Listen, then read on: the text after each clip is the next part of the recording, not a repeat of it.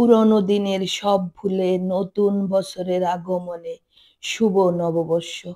আসসালামু আলাইকুম প্রিয় ভিউয়ার্স।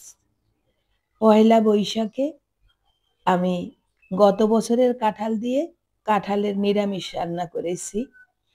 আর কিভাবে গত বছরের কাঁঠাল দিয়ে কাঁঠালের নিরামিষ রান্না করলাম সেটাই আজ তোমাদের সাথে শেয়ার করব। আশা করি ভিডিওটা তোমাদের কাছে অনেক বেশি ভালো লাগবে। যারা নতুন রেসিপিটা তাদের কাজে আসবে। এখানে আমি চনার ডাল, মুগ ডাল, মশারির ডাল ভেজে ভালোভাবে ধুয়ে পরিষ্কার করে আধা ঘন্টা ভিজিয়ে রেখেছি। এখন দিয়ে দিব হলুদের গুঁড়া। আর এই নিরামিষটা একদম রান্না করতে সহজ, শুধু পহেলা বৈশাখ কেন, সারা বছরই রান্না করে খাওয়া যায়। দিয়ে দিলাম মরিচ পাউডার, দিয়ে দিলাম ধনিয়া পাউডার, দিয়ে দিলাম জিরা পাউডার।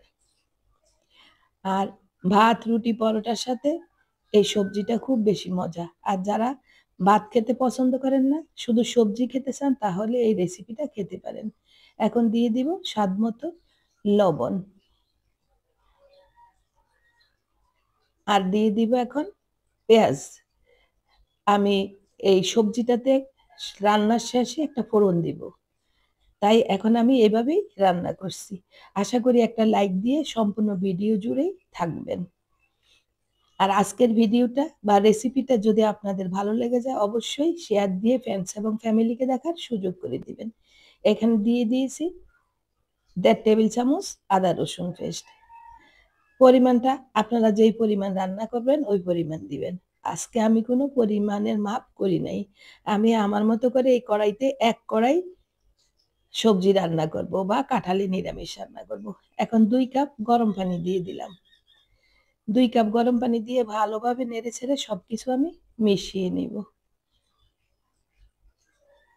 ভালো করে মিশিয়ে ঢাকা দিয়ে আমি ডালটাকে কষিয়ে নিব। প্রায় 10 মিনিটের মতো আমি কষিয়ে নিয়েছি। ডাল একটু নরম হয়ে এসেছে। এখন উপর থেকে আমি 2 টেবিল চামচের মতো রান্নার তেল দিয়ে দিলাম। আমি কিন্তু রান্নার শেষে খুব সুন্দর একটা ফোড়ন দিব। আপনারা কে কি বলেন জানি না, অনেকে বাগার বলে, কেউ ফোড়ন বলে। যাই হোক, এখন আমি ভালোভাবে তেল দেওয়ার পর নেড়ে ছেড়ে দিলাম। আমার ডাল কষানো হয়ে গিয়েছে। এখন দিয়ে দিব কেটে রাখা সবজি, মিক্স সবজিটা আমি আগে দিব, কারণ আমার কাঁঠালটা গত বছরের, সেটা আমি হলুদ লবণ দিয়ে হালকা সিদ্ধ করে ডিপ ফ্রিজে সংরক্ষণ করে রেখেছি। তাই আমি আগে সবজিটাকেই ডালের সাথে কষিয়ে নিব। আর আপনারা যদি নতুন কাঁঠাল দিয়ে রান্না করেন, তাহলে এই সবজিটা 5 মিনিট কষানোর পর নতুন কাঁঠালটা দিয়ে দিবেন। কাঁঠাল ভাপ দিয়ে, হলুদ লবণ দিয়ে ভাপ দিয়ে যদি কষটা ফেলে দেওয়া যায়, তাহলে নিরামিষের কালারটা কিন্তু অনেক সুন্দর আসবে। আমি সবজি দিয়ে ভালোভাবে নেড়েছে ঢাকা দিয়ে 10 মিনিটের মতো কষিয়ে নিব। 10 মিনিট পর আমি ঢাকাটা উঠিয়ে নিলাম। মোটামুটি সবজি অনেকটা কষানো হয়ে গিয়েছে। এখন আবারও আমি উল্টিয়ে পাল্টিয়ে সবজিটাকে মিশিয়ে দিব, যাতে সবগুলো সবজি সিদ্ধ হয়ে যায়। আপনারা চাইলে আরো বেশি সবজি দিতে পারেন। আমি অল্প পরিমাণে সবজি দিলাম, কারণ বেশি সবজি দিলে খাওয়ার মতো মানুষ আমার বাসায় নেই। এখন দিয়ে দিব সিদ্ধ হওয়ার জন্য গরম পানি। আর একটা টিপস, এখানে সব সময় রান্নাতে গরম পানি ব্যবহার করবেন। গরম পানিতে রান্নার প্রসেস ঠিক থাকে। ঠান্ডা পানি দিলে রান্নার প্রসেস থেমে যায়।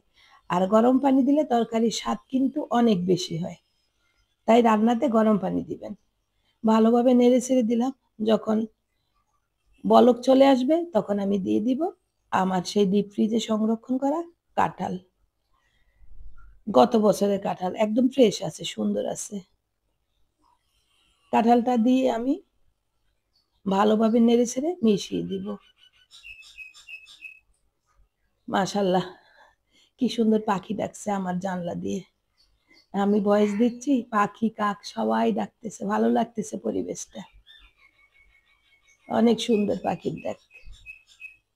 যাই হোক, আমি কাঁঠাল দিয়ে ভালোভাবে নেড়ে ছেড়ে ঢাকা দিয়ে 7 থেকে 8 মিনিট রান্না করেছি। আমার সবজি কিন্তু প্রায় সিদ্ধ হয়ে গিয়েছে। আরো আমি 10 থেকে 15 মিনিট রান্না করব। আর এখন সবজিটা নেড়ে-চেড়ে তার উপরে দিয়ে দিব আমি টমেটো। টমেটো যেহেতু নরম সবজি বেশিক্ষণ রান্না করতে হয় না, তাই আমি এই পর্যায়ে এসে টমেটোটা দিয়ে দিলাম। আর টমেটো একটু আস্তে থাকলে খেতে ভালো লাগবে, গলবে না। টমেটো দিয়ে আবারও ভালোভাবে নেড়ে দিলাম। কি দেখছেন? ১ কড়াই সবজি হয়ে গিয়েছে। আর বেশ খানিকটা আমি কাঁচামরিচ দিয়ে দিলাম। তবে এই কাঁচামরিচে তেমন একটা ঝাল নাই। আপনারা ঝাল যদি বাড়িয়ে দিতে চান তাহলে আরেকটু বাড়িয়ে দিবেন। আর সবজি কিন্তু বেশি ঝাল হলে ভালো লাগে না। সবজি একটু হালকা ঝালেই ভালো লাগে। এখন মরিচটা দিয়ে আবার উল্টিয়ে পাল্টিয়ে মিশিয়ে দিব। যাতে কাঁচামরিচটা সিদ্ধ হয়ে সুন্দর একটা স্মেল সবজির মধ্যে চলে আসে বা নিরামিষের মধ্যে বেরিয়ে আসে। এখন আমি ফোড়ন দিব। তার জন্য আগে থেকেই কড়াইতে আমি রান্নার তেল দিয়ে দিয়েছি। আপনারা চাইলে সরিষার তেল দিয়েও ফোড়নটা দিতে পারেন। এখন তেলের মধ্যে আমি পেঁয়াজ দিয়ে দিলাম। আর একটু বেশি পরিমাণে দিয়েই ফোড়ন দিতে হবে। আমি তার সাথে দিয়ে দিলাম বেশ কিছুটা রসুন কুচি। আর আমার কাছে না রসুনের ফোড়নটা বেশি ভালো লাগে, সুন্দর ঘ্রাণ লাগে। আমি সবসময় ডাল রান্না করলে পেঁয়াজের সাথে রসুনের পরিমাণ একটু বেশি দেই। এক চুলাতে আমি সবজিটা দিয়ে রেখেছি আর আরেকদিকে আমি ফোড়নটা করে নিচ্ছি। এখানে কিন্তু আমি ফোড়নের সাথে পাঁচফোড়ন দিব।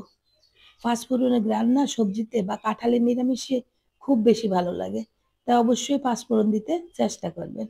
যখন এইরকম সামান্য গোল্ডেন কালার হয়ে যাবে তখন আমি ১.৫ টেবিল চামচের মতো পাঁচফোড়ন দিয়ে দিলাম। আর পাঁচফোড়নটা দিয়ে চুলা কিন্তু মিডিয়াম হিটে রেখেছি। ভালোভাবে আমি নেড়ে দিব। পাঁচফোড়ন কিন্তু পোড়ানো যাবে না। পাঁচফোড়ন পোড়ালে সবজি তিতা লাগবে।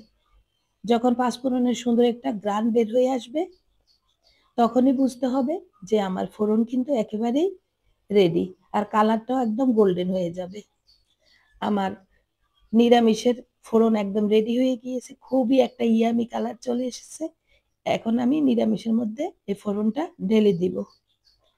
আর এই ফোড়নটা দেওয়ার পর আমার পুরা ঘর সুন্দর একটা স্মেল বা ঘ্রাণে ভরে গিয়েছে।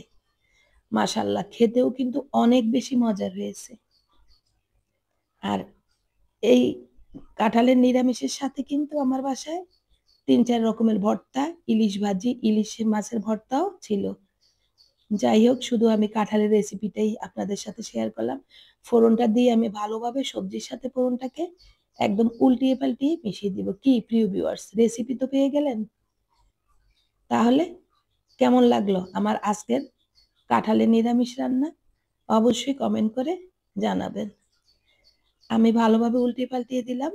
আর এখন উপর থেকে দিয়ে দিব বেশ খানিকটা ধনিয়া পাতা।